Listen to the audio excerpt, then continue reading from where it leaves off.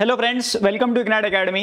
माझं नाव मंगेश कुलकर्णी आणि या सेशनमध्ये मी आपलं स्वागत करतो। मित्रांनो, नुकतीच ITI साठीची वॅकन्सी अनाउन्स झालेली आहे। मग ITI कॉलेजेसमध्ये प्रिन्सिपल असतील, वाइस प्रिन्सिपल असतील, त्यानंतर टेक्निकल स्कूल्स मधले हेडमास्टर असतील, या वेगवेगळ्या पदासाठी वॅकन्सीज अनाउन्स झालेल्या आहेत आणि त्याच्याबद्दल वेगवेगळे अपडेट्स आपण या चॅनलवरती रेग्युलरली बघत आलेलो आहोत। याची तारीख जी आहे ती 15 तारीख लास्ट होती। सगळ्यांनी फॉर्म भरले असणार आहेत आणि आता सगळ्यांची तयारी सुरू झालेली असणार आहे या परीक्षेसाठीची। मग त्या तयारीसाठी आपण ही बॅच एक अनाउन्स केलेली आहे। बऱ्यापैकी तुम्ही ह्या बॅचला जॉईन झालेले आहात, पण ज्यांना अजून याबद्दलची माहिती मिळालेली नाही त्यांच्यासाठी पहिले थोडक्यात एक माहिती मी तुम्हाला देऊन देतो की नेमकं आपण काय करत आहोत या बॅचमध्ये। सो ऑलरेडी ही ग्रुप बी साठीची वॅकन्सी आहे, यासाठी जी आपण ही बॅच अनाउन्स केलेली आहे, ज्यामध्ये रोज रात्री 8:30 वाजता, अगेन बऱ्यापैकी लोक वर्किंग आहेत त्यामुळे रोज रात्री 8:30 वाजता आपण ही बॅच लाईव्ह कंडक्ट करतोय आपल्या इग्नाइट अकॅडमीच्या ॲप वरती। त्यामुळे ही बॅच जी आहे ती त्या पद्धतीने इंटरॅक्टिव्ह स्वरूपाची ही बॅच तुमची तिथे होती। ॲप मध्ये तुम्ही जेव्हा ही बॅच परचेस करता तुम्ही हे लेक्चर्स कितीही वेळेस बघू शकता। एकदा लाईव्ह झालं की त्यानंतर रेकॉर्डेड फॉर्मॅट मध्ये तुम्हाला ते लेक्चर रेग्युलरली अवेलेबल राहते। ठीक आहे, यामध्ये एक्सपर्ट फॅकल्टीज तुम्हाला अवेलेबल होतील। जे काही लेक्चरच्या नोट्स आहेत, टॉपिक कंप्लीट झाला की त्याचे प्रॉपर हँडआउट तुम्हाला मिळतील, जे तुम्ही प्रिंट काढू शकता। त्यासोबतच यामध्ये टेस्ट सिरीज वेगळी घ्यायची गरज नाहीये, टेस्ट सिरीज इन्क्लुडेड आहे। आणि सोबतच अपार्ट फ्रॉम टेस्ट सिरीज प्रत्येक टॉपिक वरती आपण एक MCQ सेशन पण तिथे घेतो। म्हणजे टॉपिक झाला की त्यावरचं एक MCQचं वेगळं लेक्चर तुमचं होते आणि त्या पद्धतीने तुमच्या टॉपिकची रिव्हिजन तुम्हाला करून दिली जाते। ठीक आहे, आज 24 तारखेपर्यंत आपला हा जो दिवाळीचा डिस्काउंट आहे तो सध्या अवेलेबल आहे, त्यामुळे तुम्ही लवकरात लवकर ही बॅच परचेस करू शकता। त्यासाठी तुम्हाला काय करायचंय, इग्नाइट अकॅडमीचं ॲप डाउनलोड करायचंय, तिथून ही बॅच तुम्हाला परचेस करता येईल। इथे नंबर पण दिलेला आहे, काही जरी तुम्हाला क्वेरी असल्या तिथून तुम्ही कॉल करून माहिती घेऊ शकता। ठीक आहे, चालेल। आता आपण येऊ आपल्या आजच्या या टॉपिककडे। तुम्हाला सिलेबस मध्ये जो ट्रेनिंग, प्लॅनिंग अँड इम्प्लिमेंटेशन नावाचा एक पार्ट आहे आणि त्यामध्ये एक अत्यंत महत्त्वाचा टॉपिक होतो, that is nothing but assessment, किंवा त्याला त्यांनी इव्हॅल्युएशन म्हणलेलं आहे। सिलेबस मध्ये जर बघायचं झालं तर त्यांनी टायटल कसं दिलेलं आहे, मोड ऑफ इव्हॅल्युएशन ऑर असेसमेंट। ठीक आहे, मग नेमकं हे काय असते, याचे काय काय प्रकार राहतात, कारण यावरती आपल्याला मागे ज्या परीक्षा झालेल्या आहेत, 2014 ची परीक्षा म्हणा ITI प्रिन्सिपल वाली, किंवा 2016 मधली डेप्युटी डायरेक्टरची म्हणा, यामध्ये आपल्याला रेग्युलरली असेसमेंट किंवा इव्हॅल्युएशन या टॉपिक वरती प्रश्न आलेले दिसतात। सो आज आपल्याला या ब्रीफ सेशन मध्ये थोडक्यामध्ये समजून घ्यायचंय की असेसमेंट म्हणजे नेमकं काय असते आणि त्याचे काय काय प्रकार होतात आणि कशा प्रकारचे प्रश्न यावरती त्यांनी विचारलेले आहेत। So let's talk about this types of assessment और mode of assessment, whatever you can call it. Assessment म्हणजे काय असते, सगळ्यात पहिला मुद्दा, असेसमेंट या शब्दाचा अर्थ काय होतो। ही एक प्रक्रिया आहे। कशाची प्रक्रिया आहे, तर जेव्हा आपण आता ITI बद्दलच बोलायचं झालं तर ITI कॉलेजेसमध्ये काय केलं जाते, तर लोकांना त्या प्रकारच्या स्किल्स दिल्या जातात, राईट। ज्या जॉब रिलेव्हंट स्किल्स आहेत त्या लोकांपर्यंत पुरवल्या जातात, राईट। तर त्या प्रकारचे ट्रेड्स राहतात, त्या प्रकारचे ट्रेनिंग कोर्सेस राहतात। सो इथे हे काय म्हणतात, असेसमेंट या शब्दाचा अर्थ काय, it is a process of gathering the information, it is a process of gathering the information, why, in order to evaluate the, you can say skills that a person is having.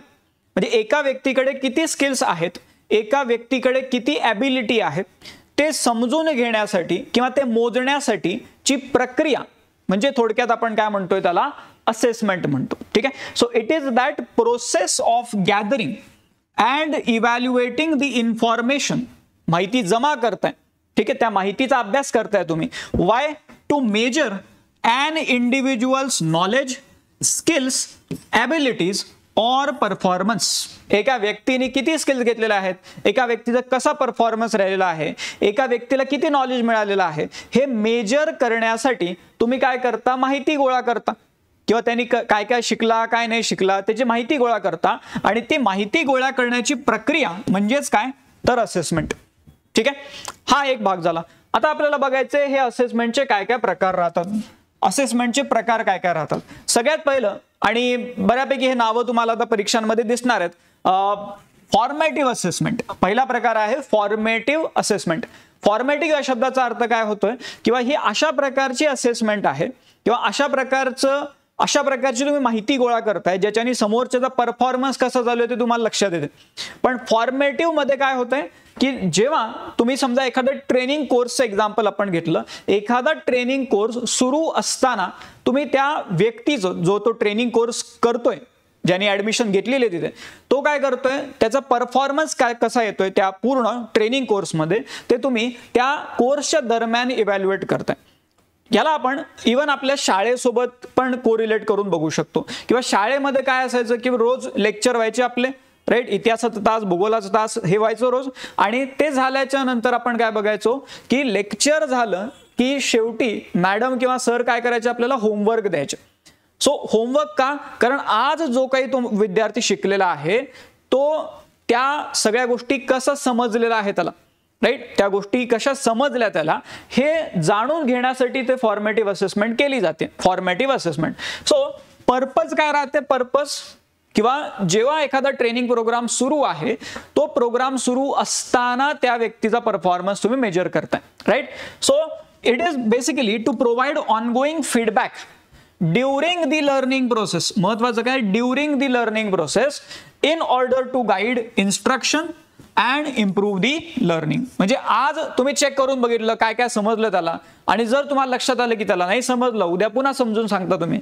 So तुम्ही काही ना काहीतरी corrective measures तिथे घेऊ शकता, right. So that is the purpose of this formative assessment. उदाहरणार्थ शाळेमध्ये, कॉलेजेसमध्ये किंवा इव्हन ITI मध्ये आपण बोलू शकतो, किंवा इन बिटवीन काही क्विजेस घेतले गेले, पोल्स घेतले गेले, किंवा काही ग्रुप डिस्कशन्स टाईप घेतले गेले, किंवा समोरच्याला किती कळलेले, त्या विद्यार्थ्यांना किती कळलेले ते समजून घेण्यासाठी ग्रुप डिस्कशन तुम्ही घेतले, किंवा होमवर्क असाइनमेंट दिल्या, काही ऑब्झर्वेशन्स करायला सांगितले. म्हणजे हे जे काही होत आहे ते ट्रेनिंग कोर्सच्या दरम्यान केलं जाते. त्या प्रकारच्या असेसमेंटला फॉर्मेटिव्ह असेसमेंट म्हणतात. उदाहरणार्थ आपण म्हणलं किंवा होमवर्क दिलेला आहे, मग एखाद्या व्यक्तीला होमवर्क दिला आणि त्याला तो व्यवस्थित नाही जमला तर तो या विषयात नापास होतो का? नाही, राईट, ऑब्व्हियसली नाही होणार. किंवा होमवर्क आज नाही केला म्हणून तो विषयात नापास झाला असं होते का? नाही. त्यामुळे हे जे फॉर्मेटिव्ह असेसमेंट जे असते हे लो स्टेक प्रकारचे असेसमेंट आहे. लो स्टेक म्हणजे काय, जास्त गोष्टी दाववर नाही लागलेल्या आहेत, किंवा एकदम तो पुढचं वर्षच एकदम दाववर लागलं बघ तू होमवर्क नाही केला असं होते का? नाही. सो लो स्टेक्स आहेत, these are having generally low stake. याचा तुमच्या फायनल परफॉर्मन्स वरती काही आकड्यांमध्ये तरी फरक पडणार नाहीये. म्हणजे तुमचे मार्क कमी झाले शेवटच्या परीक्षेतले याच्यामुळे असं होते का? नाही. सो फॉर्मेटिव्ह असेसमेंट हे जनरली लो स्टेक टाईपचे असेसमेंट राहतात, जे बेसिकली लो किंवा नो व्हॅल्यू वाले असेसमेंट आपण त्याला म्हणू शकतो. बट अल्टिमेटली पर्पज काय आहे किंवा त्या व्यक्तीला काय कसं कळतंय, ते जे शिकवलं जाते ते व्यवस्थित कळतंय का हे समजून घेणं हे या फॉर्मेटिव्ह असेसमेंटचं पर्पज आहे. ठीक आहे. आता याच्यामध्ये MPSC ITI प्रिन्सिपल आणि बाकी पोस्टसाठी ग्रुप AB 2014 मध्ये हा प्रश्न विचारलेला होता. ITI प्रिन्सिपल AB दोन्ही पोस्टसाठी जी झाली होती त्यामध्ये हा प्रश्न आला होता. Formative evaluation of a training program, आणि त्याबद्दल 4 वाक्य दिलेले होते. पहिलं काय आहे, it is carried out at the end of training. It is carried out at the end of training. Then it is built of implementation process, किंवा हे बेसिकली इम्प्लिमेंटेशन प्रोसेसचा भाग आहे. तिसरं आहे at midway during the training. So जो formative evaluation आहे training प्रोग्रामचं, it is at midway during the training. आणि चौथं आहे during the visit of inspection team. आता बऱ्याचदा काय होते की आपण फॉर्मेटिव्ह इव्हॅल्युएशन म्हणल्यावरती की वर्ड लक्षात ठेवतो, ते म्हणजे काय, ड्युरिंग किंवा दरम्यान जे होते, किंवा एखादा असेसमेंट असं राहू शकते जे ट्रेनिंग प्रोग्रामच्या शेवटी होते, पण एखादा असं राहू शकते की जे ड्युरिंग द ट्रेनिंग प्रोग्राम होते. मग ड्युरिंग हा कीवर्ड मी लक्षात ठेवलेला आहे फॉर्मेटिव्ह इव्हॅल्युएशनसाठी. मग इथे जर बघितलं तर ड्युरिंग इथे पण आहे, इथे पण आहे, म्हणजे 3 आणि 4 यामध्ये ड्युरिंग हा शब्द आलेला आहे. पहिले तर काय, it is carried out at the end of training. पण हे ट्रेनिंगच्या शेवटी होते का फॉर्मेटिव्ह इव्हॅल्युएशन किंवा फॉर्मेटिव्ह असेसमेंट? नाही, हे ट्रेनिंगच्या दरम्यान होते, ड्युरिंग होते. त्यानंतर it is built of implementation process. Again हा जो भाग आहे आपण म्हणू शकतो किंवा हे इम्प्लिमेंटेशन प्रक्रियेचा भाग राहते, बट एक्झॅक्ट फॉर्मेटिव्ह इव्हॅल्युएशनचा अर्थ असा होत नाही, राईट. स्पेसिफिक जर खाली अजून चांगले ऑप्शन दिलेले तुम्हाला. तिसरं काय म्हणतात, formative evaluation of training programme is at midway during the training.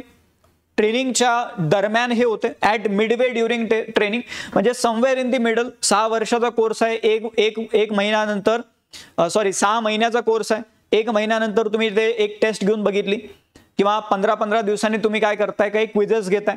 So that is nothing but formative evaluation. So at midway during the training this looks the proper answer. तरी चौथं वाचून घेऊ. During the visit of inspection team.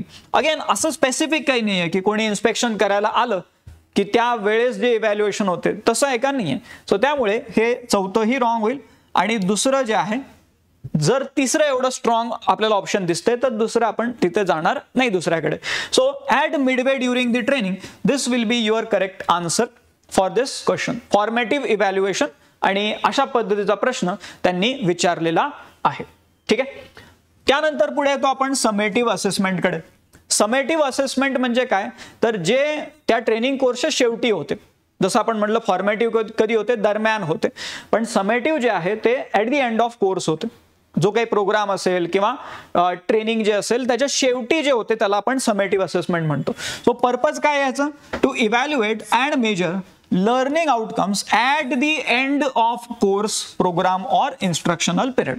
जे काही तुमचा इन्स्ट्रक्शनचा किंवा ट्रेनिंगचा जो time period आहे त्याच्या शेवटी जे होते त्याला आपण काय म्हणतो, समेटिव्ह असेसमेंट म्हणतो. उदाहरणार्थ आपण म्हटलं की जे फायनल एक्झाम होतात, सेमिस्टर एक्झाम ज्या होतात किंवा पूर्ण ट्रेनिंग कोर्स झाल्याच्या नंतर एक स्टँडर्ड फॉर्मॅटमध्ये एक टेस्ट कंडक्ट केली जात असेल, सो ती एक होऊ शकते.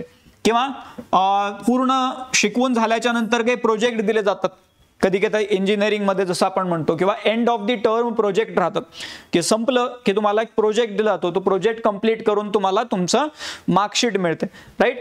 किंवा त्याला कधी कधी कॉम्प्रिहेन्सिव्ह असेसमेंट देखील म्हणतात, जे एकदम शेवटी जे होणार आहे, डिटेल्ड असेसमेंट जे आहे. सो या सगळ्या गोष्टी आपण एक्झाम्पलमध्ये बघू शकतो. आता जसं आपण इथे बोललो की तुमचं जे फॉर्मेटिव्ह असेसमेंट आहे त्याच्यावरती तेवढे स्टेक्स नाही आहेत ना, की तुम्ही समजा नाही केलं ते तर लगेच तुम्ही नापास झाले, असं होत नाही. पण इथे तसं होणार समेटिव्ह असेसमेंटमध्ये. So this summative assessment are often high stake assessment. कारण इथे जर तुम्ही व्यवस्थित परफॉर्म नाही केलं किंवा जर तुम्ही सिन्सिअरली ते प्रोजेक्ट्स नाही केले तर तिथे तुमच्या त्या वर्षाच्या मार्कांमध्ये फरक पडू शकतो किंवा तुमच्या ओव्हरऑल परफॉर्मन्सवरती फरक पडू शकतो. त्यामुळे ही जी असेसमेंट आहे ही हाय स्टेक प्रकारची असेसमेंट आहे, राईट. सो हा झाला तुमचा दुसरा प्रकार. तिसरा प्रकार राहतो असेसमेंटचा, त्याला आपण म्हणतो डायग्नॉस्टिक असेसमेंट. डायग्नॉस्टिक असेसमेंट बऱ्याचदा काय होतं ना की एखादी असेसमेंट जे आहे, फॉर्मेटिव्ह कसं होतं, ड्युरिंग द ट्रेनिंग प्रोग्राम होतं, त्यानंतर समेटिव्ह काय होतं, at the end of training program होतो. पण बऱ्याचदा असं पण केलं जाते किंवा ट्रेनिंग प्रोग्राम सुरू व्हायच्या आधीच एकदा बघितलं जाते की या माणसाला काय माहिती आहे काय नाही, राईट. सो सध्या त्या माणसाकडे कसं नॉलेज आहे ते बघितलं जाते आणि त्यानुसार पुढचं टीचिंग मेथड ठरवली जाते, राईट. सो त्या प्रकारच्या असेसमेंटला काय म्हणतात, डायग्नॉस्टिक असेसमेंट म्हणतात. म्हणजे काय की त्या व्यक्तीच्या काय स्ट्रेंथ आहेत, काय विकनेसेस आहेत, हे ट्रेनिंग प्रोग्राम सुरू व्हायच्या आधीच तुम्ही पहिले चेक करताय. सो त्याला आपण काय म्हणतो, डायग्नॉस्टिक असेसमेंट. सो पर्पज काय इथे, to identify students strength and weaknesses, काय स्ट्रेंथ आहेत काय विकनेसेस आहेत, बिफोर इन्स्ट्रक्शन बिगिन्स किंवा before the training program begins. Keyword आहे बिफोर, राईट. आणि त्यामुळे काय होते, जे काही टीचिंग स्ट्रॅटेजीज आहेत, एका व्यक्तीच्या टीचिंग लर्निंग नीड्स नुसार तुम्ही काय करताय, तिथे टीचिंग स्ट्रॅटेजीज डेव्हलप करताय. सो त्याला आपण काय म्हणतो, डायग्नॉस्टिक असेसमेंट म्हणतो. आणि मग हे बेसिकली कशासाठी केलं जाते, किंवा एखादा टॉपिक शिकवायच्या आधी त्या व्यक्तीला त्या टॉपिक बद्दल काय माहिती आहे, सो ते समजून घेणं हे देखील या डायग्नॉस्टिक असेसमेंटचा एक पर्पज राहू शकते. So it is use to collect data on what students already know about the topic. काय ऑलरेडी माहिती आहे, मग त्यासाठी काय केलं जाऊ शकते, एखादा रिटर्न पेपर दिला जाईल किंवा थोडक्यात उत्तरं लिहून दाखवा किंवा एखादा MCQ पेपर दिला जाईल, हे लक्षात घेण्यासाठी की काय माहिती आहे त्या व्यक्तीला, right. So these assessment are set of return questions, इधर MCQ मल्टिपल चॉईस वाले राहतात किंवा शॉर्ट आन्सर टाइपचे क्वेश्चन्स त्यामध्ये राहतात. म्हणजे सध्या काय नॉलेज आहे त्या व्यक्तीला त्या टॉपिक बद्दलचं ते समजून घेण्यासाठी त्या असेसमेंटचा, डायग्नॉस्टिक असेसमेंटचा फायदा होतो. याला मग एक्झाम्पल जर म्हटलं तर प्री टेस्ट ह्याला म्हणू शकतो आपण, किंवा प्री ट्रेनिंग टेस्ट आहे. किंवा त्याला रेडीनेस असेसमेंट असं देखील म्हणलं जाते. रेडीनेस असेसमेंट की तो त्या ट्रेनिंग प्रोग्रामसाठी व्यक्ती किती रेडी आहे ते असेस करताय तुम्ही. किंवा त्याला बेस लाईन इव्हॅल्युएशन देखील म्हणलं जाते. बेस लाईन इव्हॅल्युएशन की सध्या तो सुरुवातीला कुठे आहे. बेस लाईन म्हणजे काय, जिथे सुरुवात होणार आहे, त्यानंतर पुढे तो शिकणारच आहे, पण सध्या कुठे आहे तो, सो ते इव्हॅल्युएट करणं त्याला देखील आपण एक प्रकारे डायग्नोस्टिक असेसमेंट म्हणू शकतो. आणि चौथा प्रकार ज्यामध्ये आपण बघतो पियर असेसमेंट. पियर असेसमेंट हे बऱ्याचदा शाळेमध्ये वगैरे पण आपण केलेलं असते. किंवा जे ग्रुपमध्ये समजा 5 ते 6 मुलं मुली आहेत त्यांनाच एकमेकांची टेस्ट घ्यायला सांगणं. Right, that is nothing but peer assessment. So purpose काय आहे, to involve peers in evaluating each others work. एकमेकांचं काम तुम्हीच इव्हॅल्युएट करा. राईट, त्यामुळे काय होणार आहे तर ते एक प्रकारे कोलॅबोरेट करतील एकमेकांसोबत सहकार्य करतील. राईट, एकमेकांच्या चांगल्या आणि वाईट गोष्टी अजून चांगल्या पद्धतीने समजून घेतील आणि एक वेगळा पर्स्पेक्टिव्ह त्यांचा स्वतःबद्दलचा आणि त्या टीम बद्दलचा तयार होऊ शकेल. So that is nothing but peer assessment. मग याचे एक्झाम्पल म्हणलं तर पियर रिव्ह्यूज म्हणता येईल याला. किंवा ग्रुप प्रोजेक्ट्स आहेत ज्याच्यामध्ये पियर इव्हॅल्युएशन केलं जाते. पियर इन द सेन्स किंवा जे एकमेकांचं इव्हॅल्युएशन तुम्ही करताय, that is nothing but the peer assessment और पियर इव्हॅल्युएशन. राईट, सो हे आपल्याला 4 वेगवेगळे असेसमेंटचे प्रकार इथे बघायला मिळतात. इन द एंड अजून एक प्रॅक्टिस क्वेश्चन तुमच्यासाठी दिलेला आहे. याचं आन्सर तुम्ही कमेंटमध्ये देखील सांगा मला.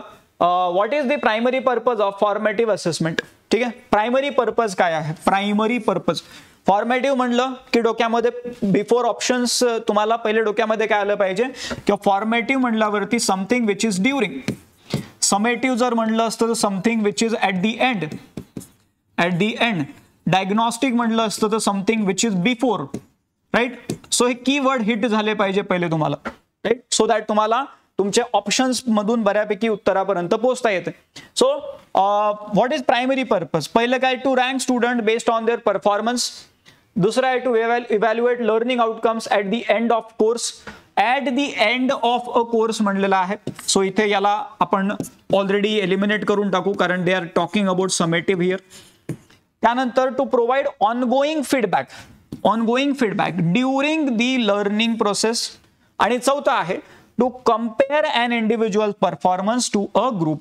सो अगेन आपलं फॉर्मेटिव्ह असेसमेंट जे आहे आपण कीवर्ड ऑलरेडी लिहून ठेवला तर ड्युरिंग. एकच ऑप्शन आहे जिथे ड्युरिंग हा कीवर्ड मॅच होतोय, that is nothing but option C. Right, so in this way you need to tackle these questions. आणि ही पद्धत आहे या पूर्ण सिलेबसला अप्रोच करण्याची. Right, again it is not like किंवा तुम्ही एकदम कुठं काही PhD वगैरे करून बसताय त्यामध्ये किंवा असं आहे का, काही नाही. So it is basically a simple kind of thing. ठीक आहे, प्रत्येक टॉपिक त्याच्या एकदम मुळाला जाऊन समजून घ्यायचा आहे. अगेन मूळ म्हणजे काय ते पण आपण एक्झाम पर्स्पेक्टिव्हने ठरवतो, किंवा नेमकं कुठपर्यंत जायचं, काय वाचायचं, काय नाही वाचायचं आणि कशा पद्धतीने या सगळ्या सिलेबसला डील करायचं. That is again a technique that we need to simply use here. Right, so त्यासाठी आपली ही बॅच आहे जसं मी सुरुवातीला तुम्हाला सांगितलं. So you can just check this batch. Ignite अकॅडमीच्या ॲपला डाउनलोड करा, त्यावरून तुम्ही ही बॅच परचेस करू शकता. खाली नंबर पण दिलेला आहे, खाली नंबर स्क्रोल पण होत आहेत, तिथूनही तुम्ही ही बॅच परचेस करू शकता. आज 24 तारीख आणि आज शेवटचा दिवस आहे या डिस्काउंटसाठीचा. So you can avail this discount आणि लवकरात लवकर या बॅचला जॉईन करा. बाकी आपण बॅचमध्ये अशाच इंटरेस्टिंग गोष्टी ज्या आहेत त्या पूर्ण पॉइंट बाय पॉइंट कव्हर करतोय सिलेबसमध्ये. सो नक्की तुम्ही या बॅचला जॉईन करा. थांबू आपण इथे. Thank you very much.